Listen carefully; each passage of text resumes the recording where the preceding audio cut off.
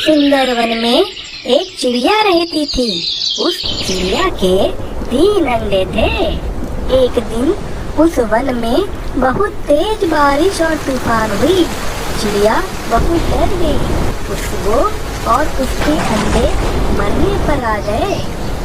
हे भगवान, मेरा और मेरे इन अंडों का क्या होगा? अभी तो इनमें से बच्चे भी नहीं निकले हैं।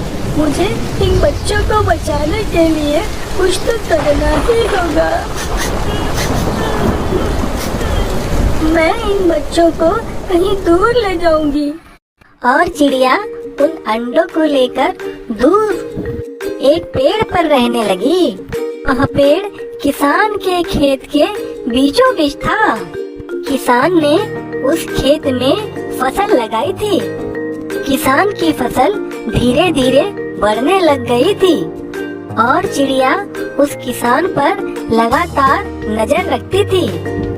इधर चिड़िया के बच्चे भी धीरे धीरे अंडों में से बाहर निकल आए थे और वे उछल कूद करते, धूम मचाते और खुशी खुशी रहते थे।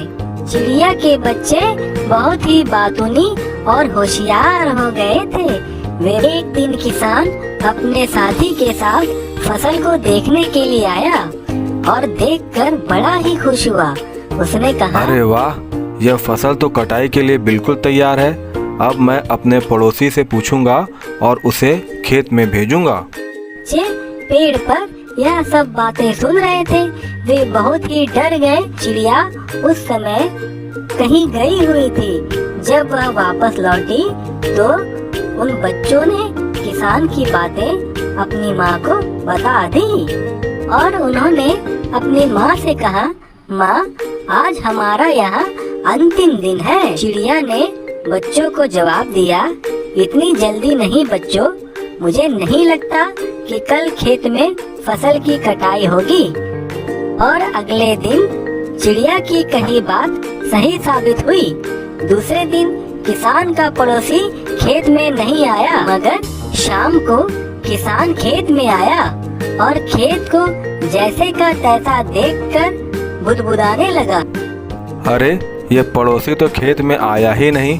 मैं ऐसा करता हूँ कि कल अपने किसी रिश्तेदार को इस खेत पर भेज देता हूँ। जब किसान ये बातें कह रहा था तो चिड़िया के बच्चों ने फिर से किसान की बातें सुन ली। जब वापस चिड़िया आई तो उन्होंने यह बात चिड़िया को बताई।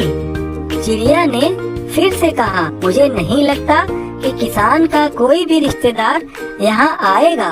और अगले दिन ठीक ऐसा ही हुआ और किसान जब खेत में आया तो वह देखकर बुदबुदाने लगा और कहने लगा, ये लोग तो मेरे कहने के बाद भी कटाई के लिए नहीं आते हैं। मैं कल खुद ही आकर फसल की कटाई शुरू करूंगा। चिड़िया के बच्चों ने किसान की ये बात भी सुन ली और जब उनकी माँ वापस आई तो बच्चों ने अपनी माँ को ये सब बातें कहकर सुनाई। तब चिड़िया बोली, बच्चों, अब समय आ गया है कि ये खेत छोड़कर हम कहीं दूसरी जगह चले जाएं। अब चिड़िया और उसके बच्चे उस खेत से उड़ गए और कहीं और चले गए। इस तरह खेत की फसल कटने से पहले ही चिड़िया सुरक्षित स्थान पर चले गई। बच्चों, पिछली बार किसान दूसरों पर निर्भर था। दूसरों को कहकर उसने अपने काम से पल्ला झाड़ लिया था, लेकिन इस बार ऐसा नहीं है। इस बार उसने यह जिम्मेदारी अपने कंधों पर ले ली है। इस कहानी से हमें क्या शिक्षा मिलती है? यही कि हमें अपना काम खुद करना चाहिए, अपना काम दूसरों पर नहीं डालना चाहिए।